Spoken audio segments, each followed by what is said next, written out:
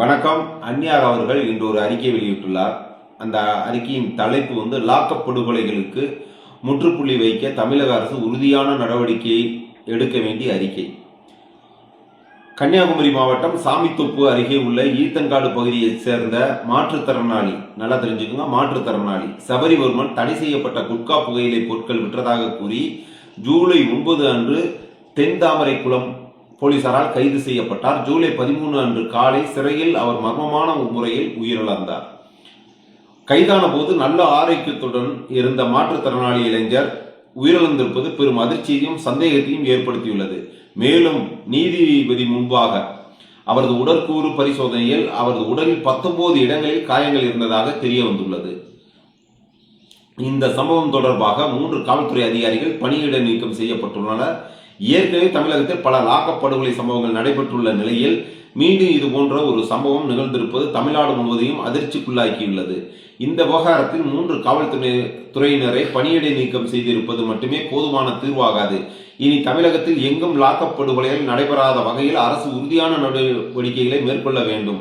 சட்டத்தை மீறியவர்களுக்கு தண்டனை வழங்குவதற்கான அதிகாரம் நீதித்துறைக்கு மட்டுமே உள்ளது. சட்டத்தை தன் கையில் எடுத்துக்கொண்டு ஒருவரின் உயிரை பறிக்கும் அதிகாரம் யாருக்கும் இல்லை. மாற்றம் என்று கூறி ஆட்சி பொறுப்பேற்ற இந்த அரசு இது போன்ற சம்பவங்கள் தொடர்ந்து நடைபெறுவதன் மூலம் எந்தவிதமான மாற்றத்தையும் மக்களிடையே ஏற்படுத்தவில்லை என்பதை மீண்டும் ஒரு முறை நிரூபித்துள்ளது. எனவே காவல்துறையை தன் கட்டுப்பாட்டில் வைத்திருக்கும் தமிழக முதல்வர் அவர்கள் இந்த கொடூரமான குற்றத்தில் ஈடுபட்டவர்கள் யாராக இருந்தாலும் அவர்கள் மீது எந்தவித பாரபட்சமும் இன்றி அவர்களுக்கு ஆயுள் தண்டனை வழங்கப்பட வேண்டும். இந்த சம்பவத்தில் உயிரிழந்தவரின் குடும்பத்தினருக்கு எங்களது ஆழ்ந்த இரங்கலையும் அனுதாபத்தையும் தெரிவித்துக் கொள்கிறோம். மேலும் உயிரிழந்தவரின் குடும்பத்தில் ஒருவருக்கு அரசு வேலையும் ரூ. 25 லட்சம் நிவாரணத் தொகையும் தமிழக அரசு உடனடியாக வழங்க வேண்டும் என கேட்டுக்கொள்கிறோம் அப்படின்னு அந்நியார் அறிக்கை தெரிவிச்சிருக்காங்க. கடந்த திமுக ஆட்சியில சிவகங்கை மாவட்டத்தில் ஒரு இளைஞர் காவல்துறையினரால் அடித்துக் கொல்லப்படுகிறார். அப்போது இன்றைய முதல்வர் நேரடியாக போய் ஆறுதல் தெரிவித்து தமிழக அரசு மீது மிக கடுமையான குற்றச்சாட்டுகளை வைத்து கண்டனங்களையும் பதிவு செய்தார்.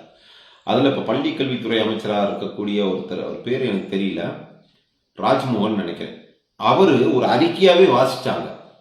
இப்படி திமுக அரசு பொறுப்பேற்று அதுக்கு முதல்வர் பொறுப்பேற்று பதவி விலகணும், இது மிகப்பெரிய கொடூரம், மனிதத்தன்மையற்ற செயல்லாம் பெரிய பெரிய விளக்கமெல்லாம் கொடுத்தாங்க. ஆட்சியில் இருக்கும் பொழுது ஒரு தவறு நடக்கும் பொழுது எதிர்கட்சிகள் விமர்சனம் வைப்பது ஜனநாயகத்தில் இயற்கையான ஒரு ஜனநாயக கடமை.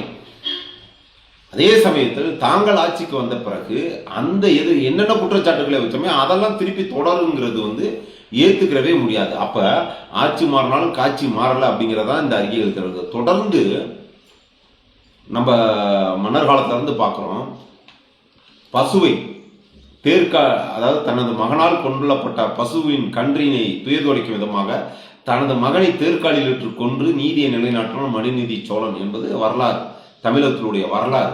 தன்னிடம் அடைக்கலம் தேடி வந்த புறாவுக்காக தனது கரியை அறிந்து கொடுத்து நீதியை நிலைநாட்டின ஒரு உயிரின் அந்த உயிர் பயத்தை போக்கினான் சிவி சக்கரவர்த்தின்னு ஏராளமான வரலாற்று பொக்கிஷம்லாம் நம்மகிட்ட இருக்கு.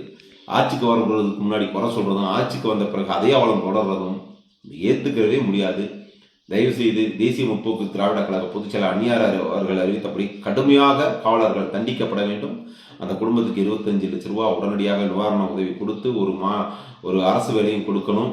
தன்னை பார்க்க வந்த ரசிகர்கள் இறந்து போனதுக்காக அரசு பதவி வழங்கினவங்க இந்த மாற்றுத்திறனாளி தன்னுடைய கட்டுப்பாட்டில் உள்ள காவல்துறையை கொன்றதால் ஏற்பட்ட இழப்பிற்கு ஒரு அரசு வேலை வழங்க வேண்டும். இனி எதிர்காலத்தில் எந்த விதமான லாக்கப் டெத்துகளும் நடக்கக்கூடாது என்பதை தேசிய முற்போக்கு திராவிட கழகத்தின் தகவல் தொழில்நுட்ப பிரிவு பதிவு செய்கிறது. நன்றி, வணக்கம்.